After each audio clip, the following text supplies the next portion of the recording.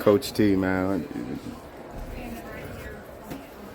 We had many conversations. We know what the ultimate goal was. We got to the final destination, and the ultimate goal came up a little short.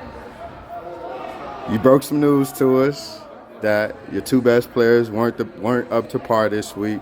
Just talk about, first of all, just the challenges that you faced this week with both Sanaya and Tristan out, and having to create a game plan for two good teams that, in the way fashion that you played. I mean, when adversity was thrown at us, I thought we responded the best way we could. Everybody else showed up to practice. Everybody else gave what they could. And it showed. I mean, Jordan played phenomenal yesterday. Her shots weren't hitting today, and that's a young kid that's going to be around for 3 more years, but she showed up on a big stage.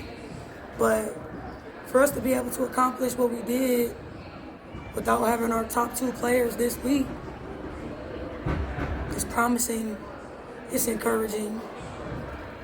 So I'm proud of my team. I'm proud of how they did show up in the moments, and I'm proud of how they fought through their sicknesses and their illnesses. I talked to Sydney on the way she was walking out, and she basically told me what they did this year is going to take double of what you guys did this year to not only get back here, but to change the color around your neck. What, in your eyes, just to give me 1 or 2 things, do you think, as you as a coach and your players, immediately walking away from this game say, hey, I want to work on that so we could get back to date and then do this thing the right way? Discipline. In a sense of, I would say discipline and consistency. Our discipline will show at moments and times, and we make the right plays, we move the ball the way we're supposed to, but we don't do it consistently enough. And when we play at the level we're supposed to play at, they didn't know what to do with it. But the frustration sets in when they're getting every single call or they're flopping for everything, and we got to work 10 times harder for everything. And obviously we haven't been given anything this year. We didn't expect to be given anything this year. But they the favorite. I'm just saying we just wanted a fair shot. I can agree with you that there were some calls that were missed, some calls that should have went the opposite way. But my question to you is, when you face a team like that, and you broke down to me before how you could have beat them by this happened, that happened, this happened, that happened.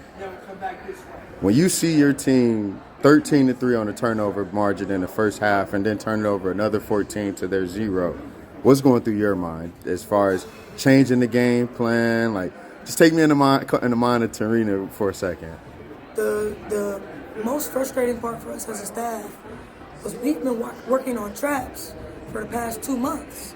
So it was just like the things that we've been working on and applying, they wouldn't do it because they were so frustrated, or they're set in the pressure's coming at me so fast I can't move it fast enough, or our other players aren't being options and they're just looking to get it back to the big dogs. So I think for us, our other kids just got to grow up and be more options, and they can't always look to Sanaya and Tristan to save the game.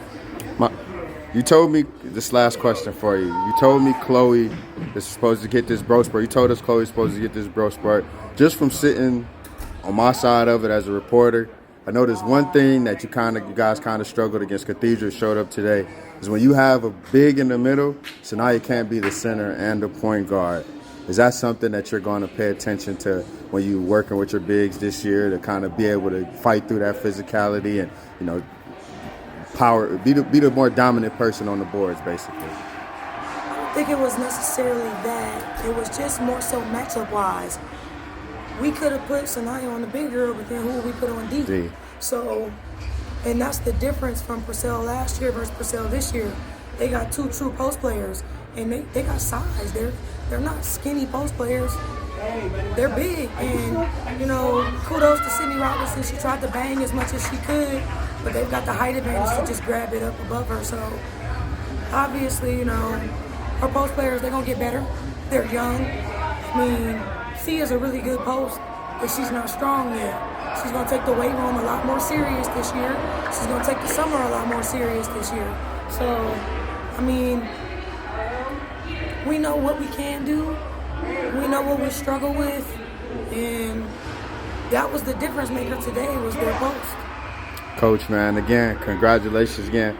I came on late against the Brush game, but to see the growth that you guys made to get here, like I told you in the press room, I see no doubt.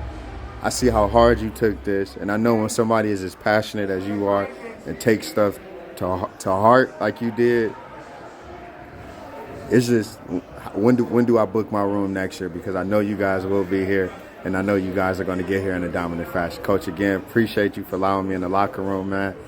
We ain't done. AAU is up next. I'm going to follow you around and bug you on the AAU trail, Coach. So, again, appreciate you, man. I can't wait till next season. Thanks, man. Yes.